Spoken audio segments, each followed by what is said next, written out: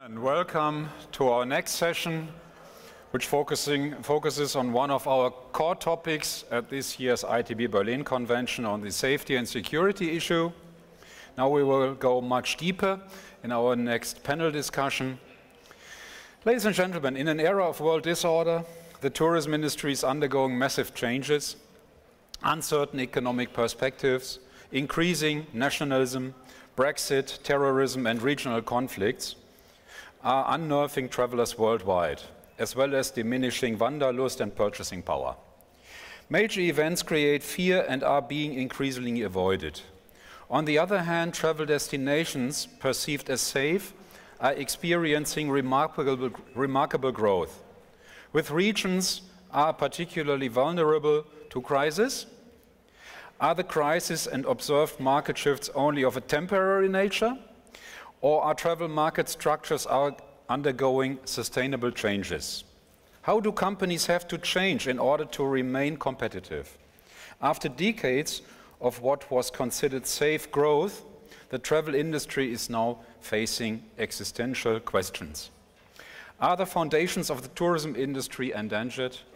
And is the global travel industry threatening to slip into an existential crisis? To discuss these fundamental and complex questions, we have invited panelists who are world-leading experts regarding their professional competencies in this field. We are also very happy that Michael Krohns will moderate our panel discussion today. Michael Krohns is head of editorial department at Phoenix, ZDF German television. He's in the journalism business since many years. He has been working for such famous media like Frankfurter Allgemeine Zeitung, NTV, ARD German television, and ZDF German television. Additionally, he is a lecturer at Bonn University, and he will introduce our panel guests in a minute. But before we start our panel discussion, we would like to ask you regarding safety and security. We would now like to ask our next live voting question. And now I switch to German because the next session, our panel discussion, will take place in German language. I think you are informed about that. So can I please have our next live voting question? Meine Damen und Herren, die Frage an Sie ist, was für Auswirkungen könnten die Ladies and gentlemen, once again, you see the question you are about to answer screened in English and German. So please pick one of the answers. Push the remote control device on your seat. 2, die Reiselust wird nicht reduziert, die Menschen verreisen nur anders. Und 3, die Menschen gewöhnen sich bald daran, das Reiseverhalten wird sich daher fast nicht ändern. Bitte stimmen Sie. Please vote now.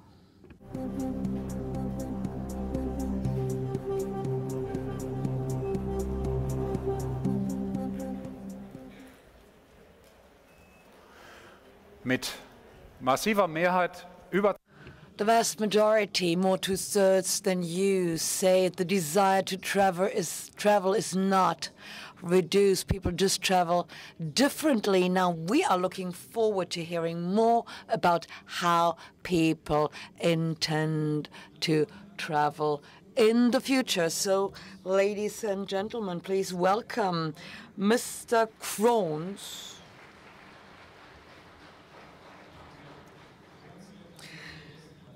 Michael Krohns will be the host of the next session. Well, good afternoon, ladies and gentlemen. I'm very happy to be here at the ITB. I'm happy to be in Berlin.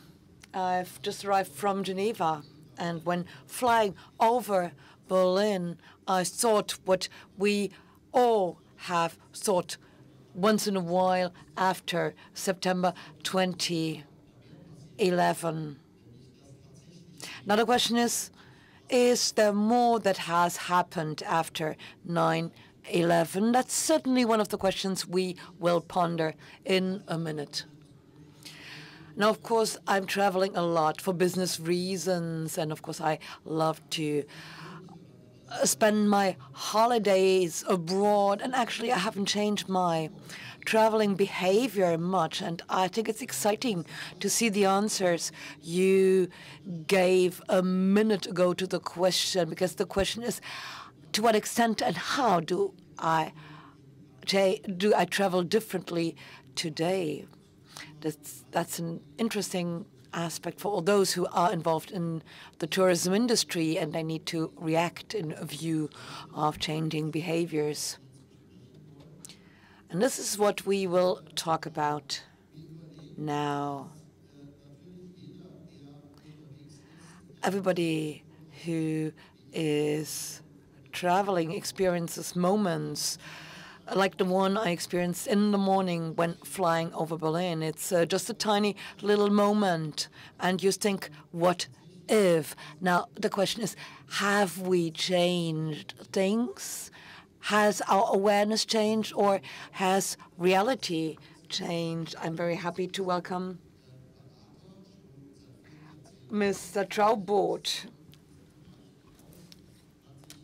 He's a crisis manager, and he's worked a lot in this field, and he's been involved in a number of crises and conflict management situations. He's also a former member of the military. I'm looking forward to his presentation. He's going to give the input keynote.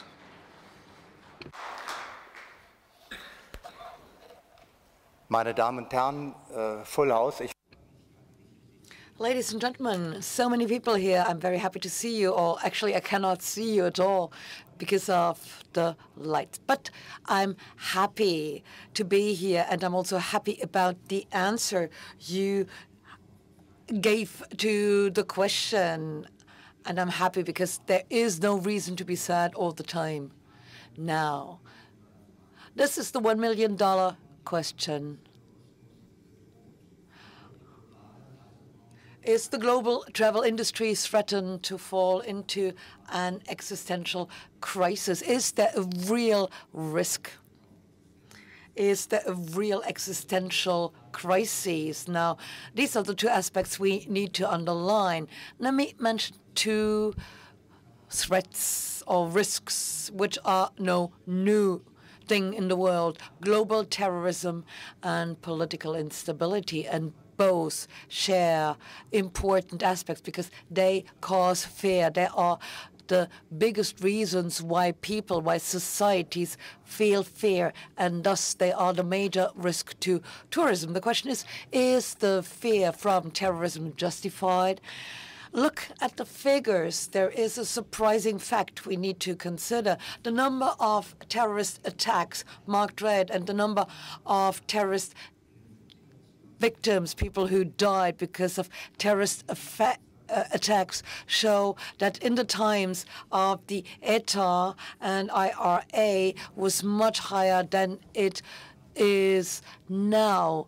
3,250 people died all over the world in the last few years, but that's a sad fact too. Most of them died in war countries: Afghanistan, Syria, Iraq, and others. So one should assume that in view of the downturn of the so-called ISIS and other reasons, people begin to feel less fear from terrorism. But this is not the case, because an unknown number of Islamic fighters has been sent out to the world, several thousand in Europe. And the president of the Agency for the Protection of the Constitution has just published that there are about 1,600 dangerous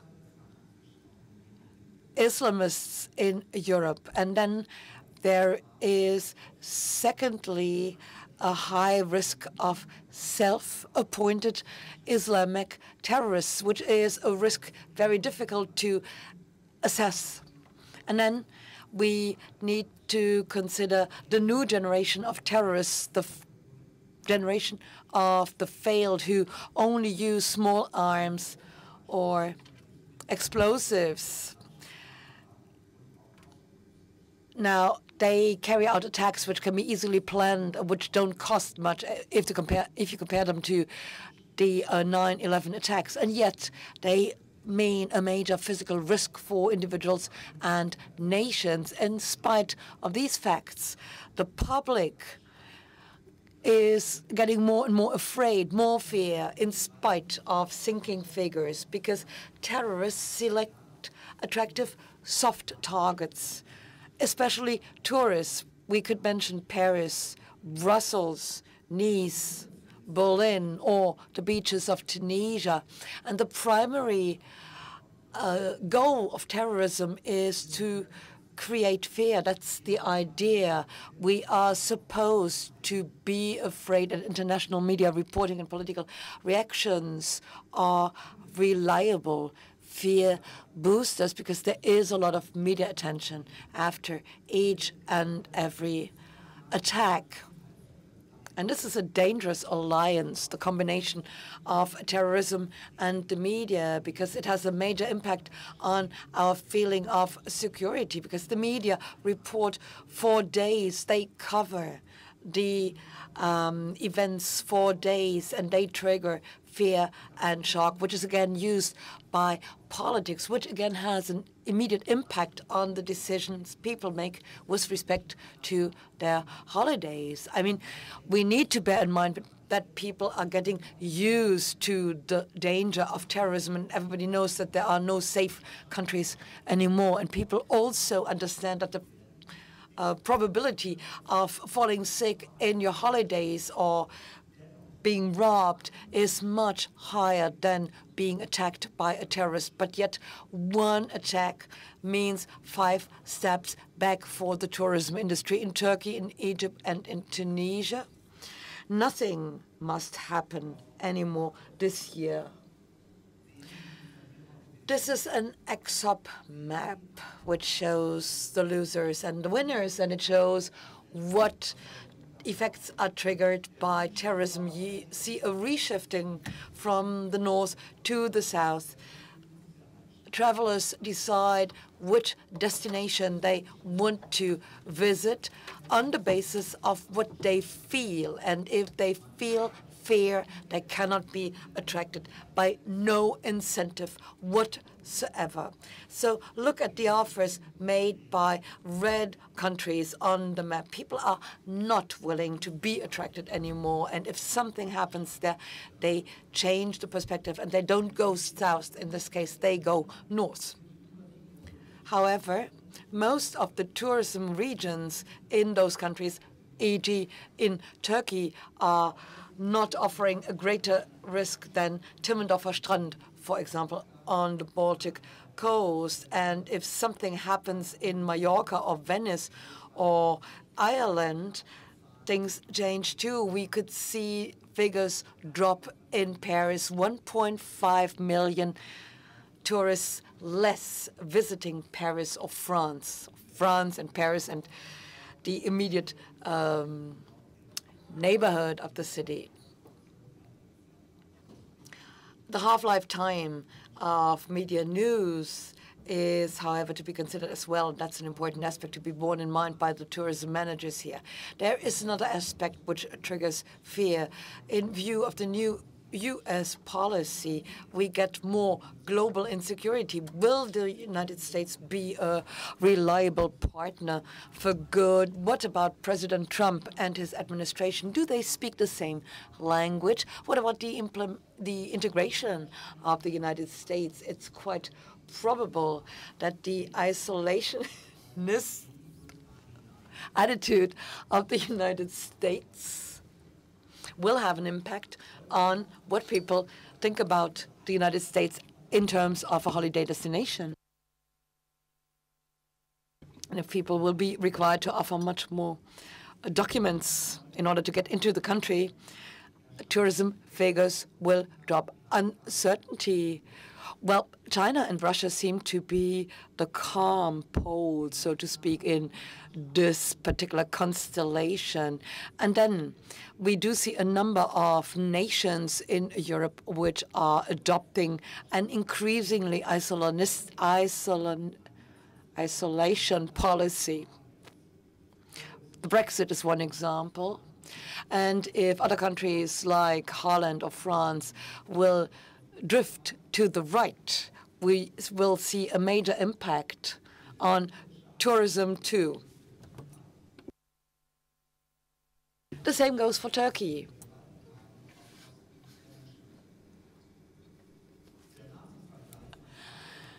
Erdogan and his foreign minister and his Nazi comparison makes people shocked.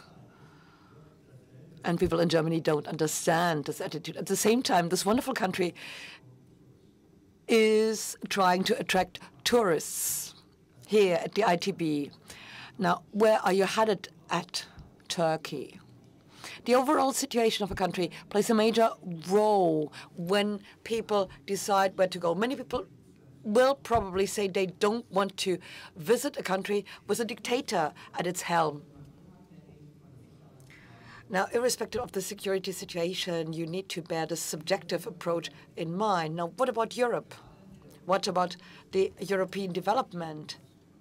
Tourism needs growth and stability. Without these preconditions given, there won't be sustainability. The worst case would be more Brexits and isolation, and as a consequence, trade agreements and maybe new currencies. No matter what will happen in 2017, 2017 will be an important year for the world, for tourism. And since nobody knows which countries can be considered safe in the future, and knowing that travelers and tourists want to feel safe, the tourism industry needs to be imaginative. The paradigm shift is the buzzword of the day, and it's urgent as far as the tourism industry is concerned, meaning different from the past. It's not sufficient to change your direction anymore. But you need to do more in order to enhance the security of travelers. And you need to communicate security proactively. Guests should see security as a visible add-on in the tourism offer they buy. The studiosos approach would be the right thing to do. Security also needs to be a permanent factor in the tourism industry. I mean, that's what I said last year, but nothing has happened, or not much, at least. So what's the problem, actually?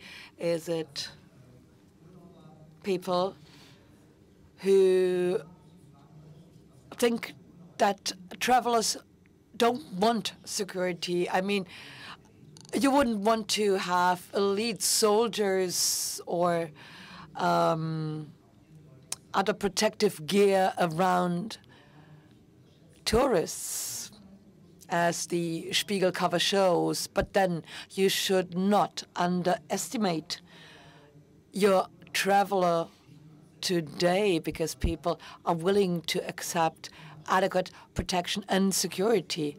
For example, they'd welcome a security checklist with recommendations of the tour operator, video monitoring and baggage screening in the hotel, security trained personnel, management and staff, and a tourist police, which is efficient but not frightening. On the beach, I mean, or security escorts during excursions.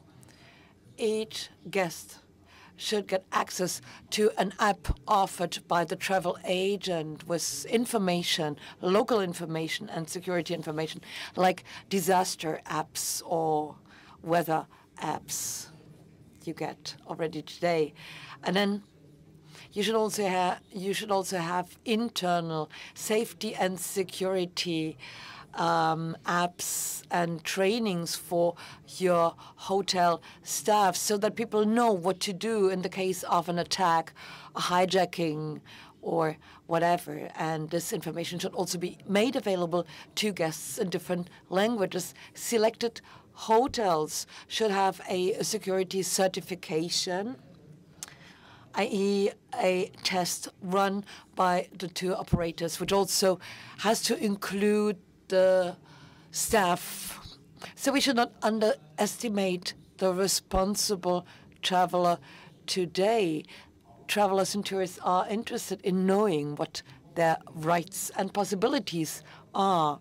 A professional security check needs to be as evident as a malaria prophylaxis when traveling to the tropics. I'd also like to recommend to the operators to give up their sole reliance on the Foreign Office information. Often, state institutions, governments, foreign offices only warn after something has happened already. And yet, what they do, their alerts, are extremely important for the decision-making of the travelers. But instead of these state agencies, there should be a number of non-political sources and agencies which offer support also to private travelers. The Excerpt company in the Bodensee, in Konstanz region, would be an example. This is also helpful for smaller travel agencies, I think, because this market segment is threatened already. And if they go and try to adopt the profile of a security advisor for travelers, they can gain an extra profile, or they can offer an extra premium service, which would be a way to protect their market share or maybe even grow it. So tourism is not threatened and the travel industry is not threatened either if, and there are two ifs, the global political situation maintains stabilized and terrorism does not increase, and secondly, the tourism industry understands holiday security as a marketing tool. Now, in the first case, the global political situation, well, I think it's going to be stable, and hopefully there will be no more terrorism. But in addition to this first approach, we need to understand in the industry that security is key. That's the only solution we've got. Thank you.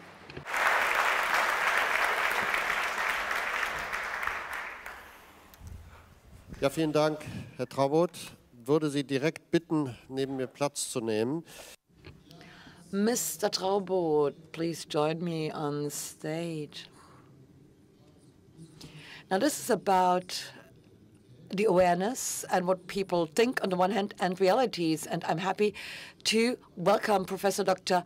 Dettling. He's chief physician at the Charité Hospital in Berlin.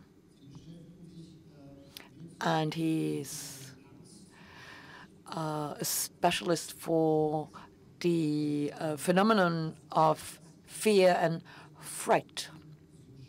And that's actually what is causing a lot of damage to the travel industry, because people fear that something might happen, even if the figures are different, even if we do not see a real threat. Now, what is this phenomenon about?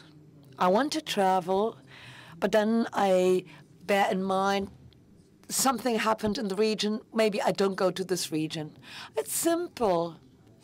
In medicine, in psychiatry, you differentiate between your normal fear of fright.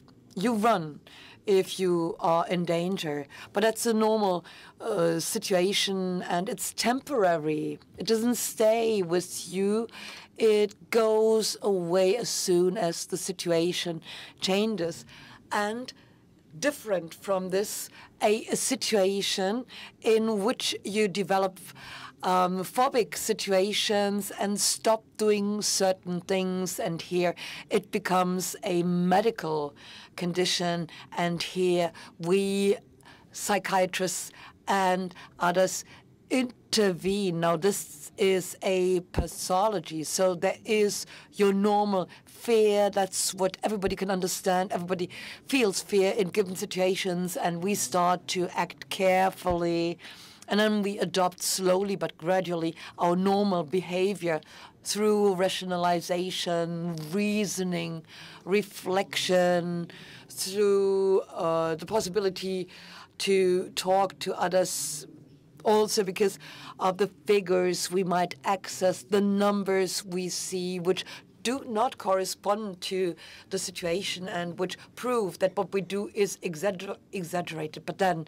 if people can change their behavior, if their extraordinary behavior becomes their normal behavior, we might have neurotic and other disorders in the end, which need to be treated medically. So basically, tourism industry has to think about the following question. If those numbers are as they are, and if you say there is a certain insecurity that prevails, so how do we communicate? And I would like to welcome Peter Hübel, expert for crisis communication at Crisis Advice.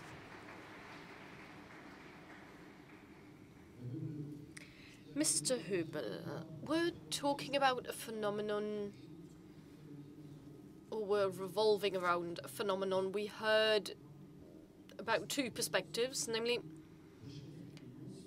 what does tourism industry have to think about more carefully than before? Mr. Traubelt said he mentioned this last year already with certain suggestions. Is that unpleasant for the tourism industry, or why do you not deal with it? Or why do they not deal with it? Sorry. I do not share your opinion that the industry is not sufficiently interested in it or dealing with it, because there is no such thing as the tourism industry. If question is, who does communication for what target group? If there's a certain target destination that's affected or that's avoided, the communication is very different here compared to a tourism company. And as the introductory question today showed, we want to retain customers as such an industry. And whether they want sun, sand, and sea, whether they're going to be sent to Turkey or to Portugal, well, the big company doesn't care about it as long as they don't lose the customers and as long as customers keep traveling. And if they have the opportunity, they'll just shift to somewhere else. So I have to find the right messages and target them. Because the old rule of communication is it's not about facts, it's about opinions about facts. And crisis communications is trying to limit damage. So if we do crisis communication for a country such as Turkey, or if Turkey thinks about how to win back their customers, it's a very different question compared to when TUI or Thomas Cook thinks about the same thing. I would also like to welcome Sven Weiland, who is CEO of Excerpt, a company that deals with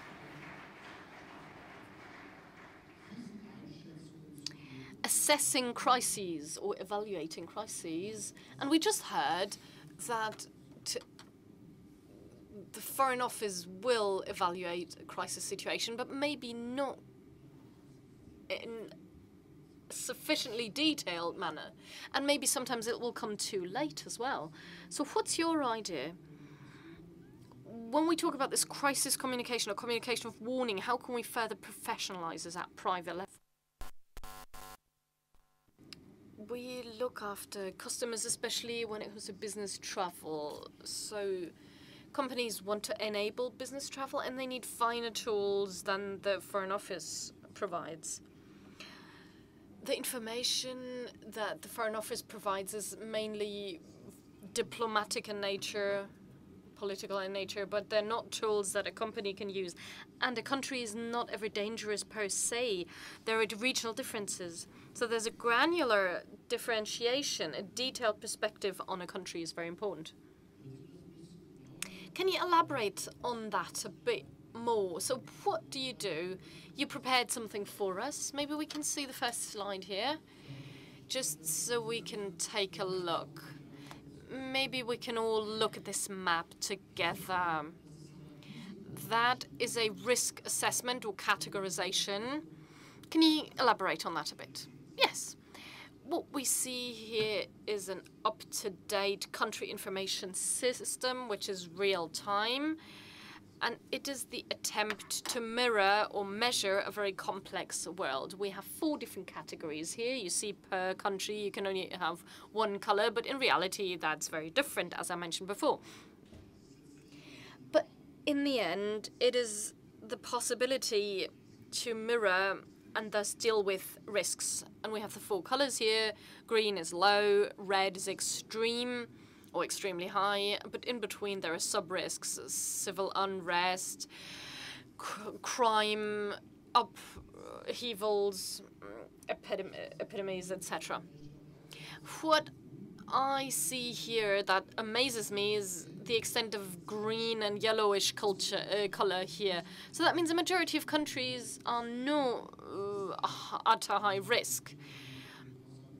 And that goes in accordance with what Mr. Traubot said. So the perceived threat is bigger than the reality. Well, I totally agree. Yes, fear, we have an expert for that, is a very subjective thing, which very often is connected to personal thoughts or ideas, but it's also due to a lack of information. So we need to provide factual information, evaluated information. That's very important to us. Right, let's go and sit down again. Mr. Traubot, picking up on what you said, saying we need to build up structures, create structures. What could they look like? If, as someone who wants to travel, I go to the travel agency, how should I be treated in view of security? Well, it depends on whether you're a single traveler and you have a contract maybe with a travel agency. They want to sell travels but can't offer you a security package, or whether you travel with a big company who has a different kind of clout. For example, when it comes to certain matters of discount or anything. And the German travel industry, and that is something I also suggest for other countries, if they grow together nationally, and then they say we provide a crisis tool that is also paid for, that the individual traveler can also benefit from if they go to a travel agency.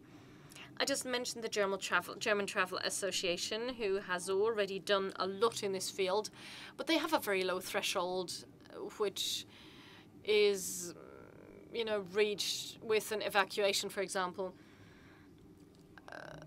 And this adheres to what the Foreign Office says. And the Foreign Office, they do good work, but they differentiate between a recommendation and a warning.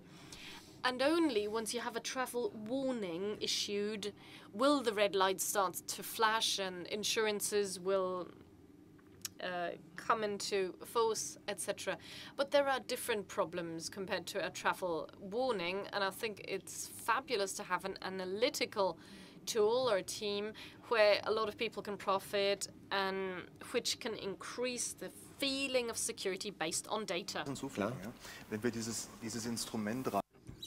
So if we look at this tool of travel warning, if we use this, if we look at events, security-related events worldwide, and then look at how different foreign offices all over the world treat these, we'll see that there are different evaluations of one and the same event or incident, and the threshold before a warning is issued has different heights. That's a different reason why this tool is not really very useful for that kind of prediction. Now, you just said they are doing a lot already. We have a bit of a contradiction here because Mr. Traubot said a lot needs to be done for the traveller to feel safe and to actually be safe. We'll have some concrete examples for that in a moment as well. From your point of view, would it be useful to once again show where travel agencies or travel companies or those who want to have the tourists locally, where they behave well, where they don't behave well, to sort of have a pro and con list?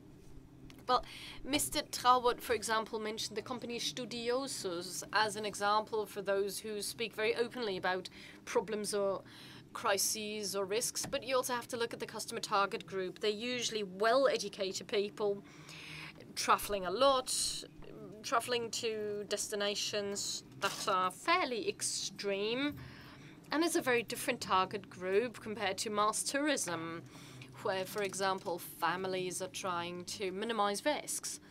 Father, mother, two children, they want to have a bit of sun and sand, and they're trying to minimize risks. And in my point of view, they're not going to be able to address the same in the same way that the people taking part in study trips can do. So if risk is discussed too much, then people will shift.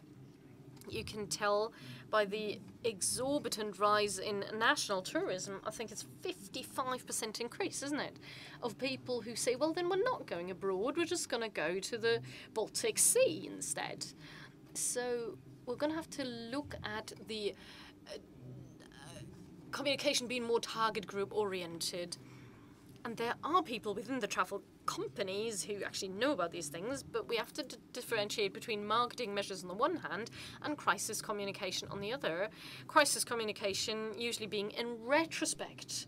So we have to value the customer, but at the same time, we shouldn't dish out placebos to make people feel safe if they might be not. All the measures you mentioned just now are correct, and they're parts of a mosaic, but none of those measures will avoid attacks from happening somewhere, somehow, and then that stream of people will be moved somewhere else. May I remind you, just briefly, 3-4 years ago, roughly, Turkey profited from all this, people moving from this place to another. After the attacks in Mallorca, people went to Turkey. After attacks in Tunisia, people went to Turkey, and now it's the other way around. They're not going to Turkey anymore. They're going back to Greece. So there is a permanent, continuous move, and that is something we have to make sure we accompany with the correct communication. Well, my message is not that the one thing is working perfectly and the other one is not working at all. Picking up something that Mr. Kornblum said just over an hour ago, with regard to travel, we're also entering a digital era. So if you look at people walking through life with their smartphone in front of their face, and that's not just the studios as customers, they just want to be informed, and this interest in being informed is something that the tourism industry needs to take into consideration and offer perspectives for that. I don't see that development at all. Take the European Football Championship in France, for example. If you've seen that, and for the first time you saw that a country was trying to have an app talking about local security warnings or local security situation, and that's what you need to do. It's not very cost intensive, and the traveler doesn't feel in a perceived security. They are independent, and they can do they can decide whatever they want to do or not, and that kind of app would be a marketing advantage. I can only agree with Mr. Traubert. You also have to look at the answers to the 3 questions that were asked at the beginning. Question 2, I think the answer was what people wanted most, was 67% choosing it. It's the motto of travel industries, and we have so many countries as well, people will just go somewhere else. I would warn against that. There have never been surveys in Germany before. In 2016, we heard that it was the first time that 63% of Germans actually feared security threats, whether that was factual or not, but just a perceived threat to security, a threat to unemployment. And I dare to doubt that this is a topic that'll be dissolving to thin air within the next 2 or 3 years. When I prepared for this panel discussion, tourism isn't really my main field of research, so I just looked at databases relating to psychological, psychiatric research and tourism, looking at serious studies on the connection between the two, and there's hardly anything. So I think this is a topic that hasn't really been looked at sufficiently or hasn't given enough attention just yet. And if we then look at social psychology, there's a Mr. Mustel who looked at a hierarchy of needs. And this hierarchy of needs says that the basis for this pyramid, well, at the top of the pyramid, you have social interaction and self-fulfillment, adventure, etc. But the basis is health, physical health, and the second basis is security, safety. And without those two, it'll be very hard for tourism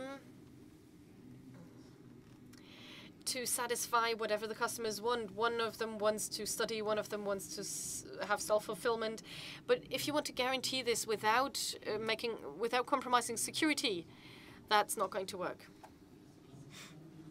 So what about, for example, the local care that you asked for? All the way to tourism policy, policing. Is that something that would make people feel calmer? Or would they think, oh, there's security people running around on the beaches even, and are probably sweating badly in their uniforms, that are protecting me? Doesn't that mean the danger becomes more real? Well, there are two possibilities. Let's take a beach where tourist police is heavily armed, patrolling the waterside. That's not going to work. Nobody's going to feel happy on their lounges, sun lounges. But if on some Spanish beaches you will see on the wall that separates the beach from the roads, there will be some security people who are very well networked. In Tunisia, the situation is much better as well. They're doing a lot for security, and I'm just hoping and praying for nothing to happen there, so there won't be a full bag. So it depends on how you demonstrate this, how you do it. Holidaymakers will accept it in the end, but I would ask all of you once again to think about whether we are put into the role of the victims. If you look at everyday news, well, politicians tell you that you're in a very dangerous situation. You can hear it once, you can hear it 3 times, but at some point you're going to get a bit tired of that. Everyone with a bit of education will have to say, what's the use of all this? Why are they saying it? Do we want more police? Do we want military domestically? Are there elections looming where each and every party is working towards more security? And all that. So marketing through media and politicians will lead to the individual person feeling an increased sense of insecurity.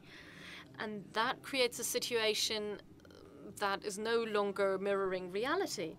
And I think that is something we need to communicate externally as well. We're sick of talking about this dangerous world. Terror has a certain dimension for sure, but neither Germany nor the UK nor France are existentially threatened by terror, and neither is tourism. There are also examples, Thailand, where about 35 years ago, a special tourism police was established. Nobody feels threatened. No, on the contrary, there are points of contact. You know, they speak the language, they understand you, they do something, they help. Thailand is a country, it's a phenomenon where there are terrorist attacks in the south, especially. But I've never heard of that hindering or impeding tourism in Thailand. And ever since I've known that country, which is a long time, they've regularly had upheavals, coup d'etats, political disputes, and that never harmed tourism in the way that we've seen it in closer destinations.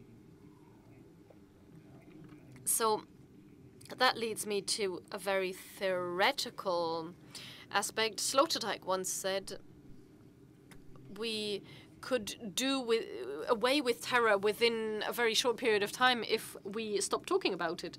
So the continuous reporting about it, and especially in social media, that means fanning the flames of fear, which increases that feeling of insecurity. We're not going to have a discussion on media here now, but obviously that is a huge problem for us as well.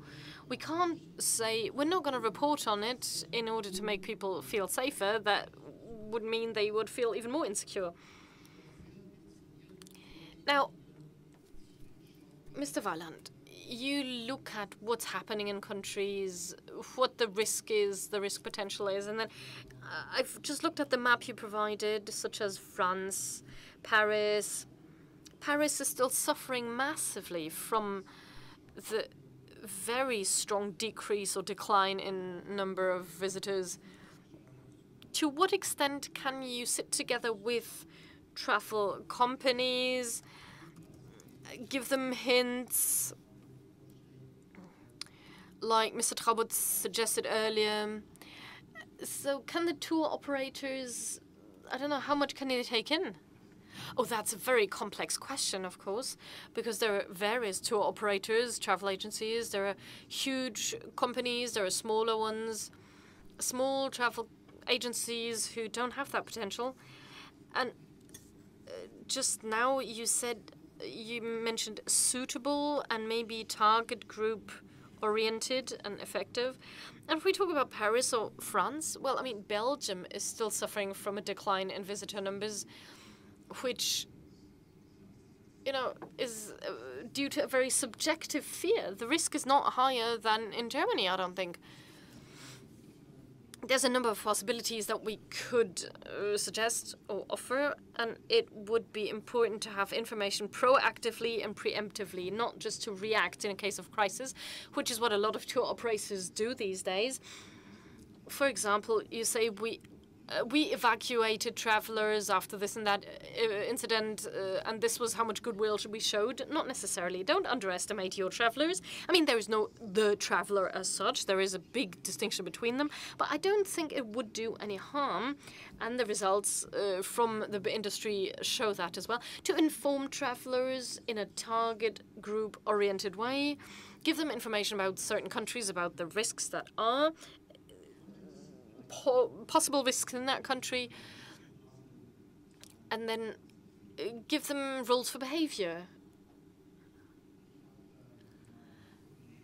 In my earlier career, I helped bringing people who were kidnapped back home, and we had a so-called response team, and we did everything we could in order to help people out there who were in an emergency. So my question to Mr. Weiland, wouldn't it be possible that safety and care of customers, travelers, wouldn't it be able to have some kind of response team? TUI has that, for example. They send out teams who can also offer psychological care so that travelers and the company can profit from such a service, which of course is not free of charge, but there would be a center which wouldn't just be preemptive but also reactive. Would that be something that's feasible? It does happen in certain areas of business, of course. The companies that we deal with don't just want to be informed proactively, they also have to have support, but this depends on the different volumes, the number of travels in Germany, for example, and there's also data, percentual data, how many travelers are at a certain place at a certain time. So your question is absolutely correct, and it's necessary to ask these questions, but it's going to get very complex if we go in depth here. Now, this crisis center is certainly something we think about, and something else you mentioned. What looking towards the future, maybe looking beyond that wrong perception, that uneasy feeling, what is it that we can do, Mr. Hubel, concretely? Maybe technically speaking as well. We're all used to cameras, we're all used to having to queue up for half an hour in Geneva to get through security control, but nobody was complaining anymore because we all thought, well, that's how it has to be. What other possibilities are we going to have to make things more secure and to give us that feeling that we're actually safe? Well, as you said, it's that perceived security. Nobody can guarantee 100% security. All measures that are taken are correct. Don't get me wrong here. I'm not talking against that. But the most decisive point is, and tourism industry knows this, and has done a lot over the last few years, I must admit, the decisive point is, were something to happen, the customer would expect quick help, comprehensive help, appreciation, and, you know, take care for them. Take the German wings plane crash. The airline will be evaluated according to the care they took to look after those who lost someone. Or if something happens, how is an airline, how is a company looking after people who are evacuated from somewhere, for example? A lot has happened, a lot has been learned. I would like to issue a warning. Let's not just look at that phenomenon that's called terror. It is quite important at the moment, but I would suggest that there is a general risk, travel risk. You said we have transport risks, we have health risks, natural disasters, and also security threats arising through street crime, normal crime, and we have terror. It's one mosaic in a total picture. And of course, we're going to make use of all tools available. At the same time, though, of course, as a journalist, you just fought that off earlier, but we cannot make do without a media communication debate to see whether certain risks are maybe overestimated and therefore find roots in the heads of people. And that is the curse of social media, if you like. You can use it for checklists, for information, for advice if something happens, but at the same time, they are also communicative explosives, if you like, because they help creating a panic, to fan the flames of panic. And we have to get away from that. No industry on their own can do that. Well, Mr. Hubel, we cannot have a media debate now. This is going to take too long, and the people will no longer stay here. I remember during the attacks in Brussels, I had issued such a security alert via Facebook, and I was very surprised that a lot of people wrote back saying, "Oh, thank God, I'm so glad you're well," because I was right there. But like the political discussion we see today, official media are reporting in a certain way, but social media really are the ones fanning the flames. They're the ones who also spread rubbish information, like idiotic information. I'm afraid we're going to have to start a final round of questions now. Do we have a chance that people will maybe get used to having to live with risks, and that these risks can also happen when people travel, and that we no longer see this kind of mass migration from east to west, and countries that profit from tourism, that are good for tourists, will suddenly lose because one attack has happened there? Is there, do you think, going to be a change in perception or awareness? Well, I'd be very skeptical about this. That depends, and I think a lot of data shows this. We spoke about the question earlier, how often will a terror attack happen in a certain country, and how long is it going to take for those fears to ebb away, for tourists to come back? That's 3 to 5 years if it's a one-off attack. But I think we all live in a changed world, and the last 10 years, as well as the next 10 years, terrorism, or the effects of terrorism in our heads, will be induced. And I think that's something that will go on over the next few years and play a major role. Despite all the information, despite all the real numbers and facts, terrorism will still have certain impact on your brains that you can no longer realistically assess risks. For example, 9/11 airplanes, people don't take the plane anymore but rather drive as a reaction, not understanding that driving a car is actually more dangerous than sitting on a plane. And that's exactly what you said, Mr. Traubert. I think that's how things take root in the brains of people, and it'll take some time for this to get used to. I hate having to ask you to be really brief, but the 3 most important elements that we'd have to implement in order for that fear not being of an existential threat to the tourism industry. Change in awareness. That's going to be a long-term process. Prevention. And maybe also realism.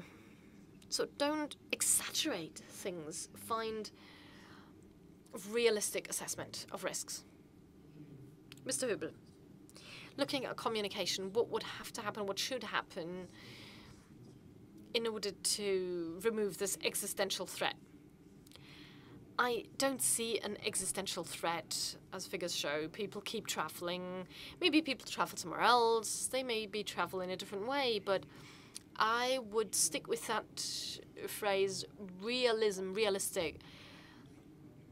Any tour operator needs to be prepared to terrorist attacks, and that's part of prevention, of care, of looking after customers.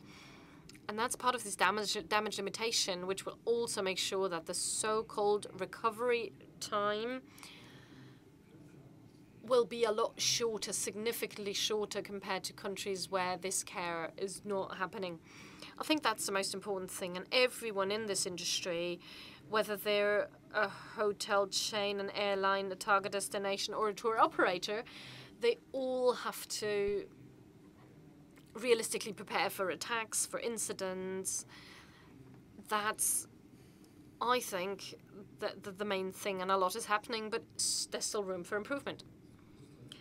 Mr. Dettling, you said we cannot change perception or awareness, and it takes a certain time until people think, well, maybe that's quite enough for me to go there, safe enough.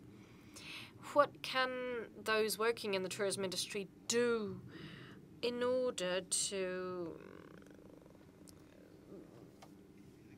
lead towards a feeling of increased security? Well, I think this hierarchy of needs to be understood. That's something I said earlier. Why do people do things when they travel? If they didn't just look at high-quality medical care at the destination so that they can safeguard the health of people there, and at the same time, there should be a transparent and open security concept for the destinations. That would be a very big step. So similar to what the other 2 gentlemen said. I think it's important because it is a basic motive for people. Mr. Traubert, the 3 most important things to be implemented. I only have 2.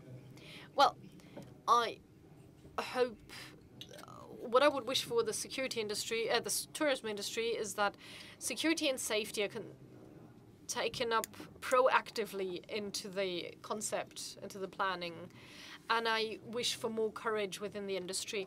I was pleased for Europa going back to Tunisia. Mr. Link's going to be happy about that as well, who's dealing with the industry. we need more courage.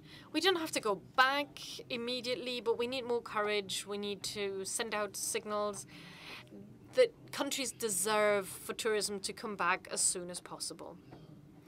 Gentlemen, thank you very much. Ladies and gentlemen, thanks very much for your interest. I think that was a very important impulse. Thank you.